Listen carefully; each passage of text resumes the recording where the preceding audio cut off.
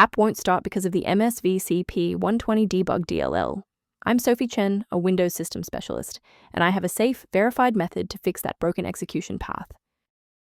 Quickly resolve Msvcp120, debug inconsistencies with the official optimization software linked below.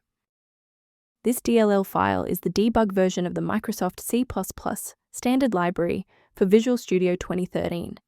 It includes extra diagnostic tools used by developers to catch logic errors and memory leaks during software testing. Now that you know how the file works, let's focus on the how and fix the issue.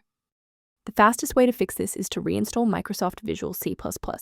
Head to Microsoft, download the x86 and x64 Visual C++ redistributable installers, and run them.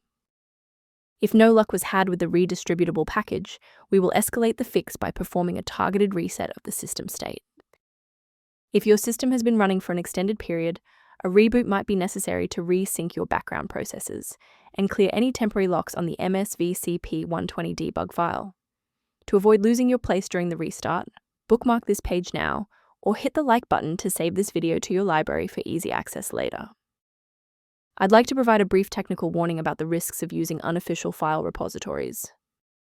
Remember that the Msvcp120 Debug DLL is part of a complex ecosystem. Changing it manually without updating its dependencies can lead to permanent errors. For those looking for a professional-grade monitoring resource, I've provided a link to a diagnostic tool for you below.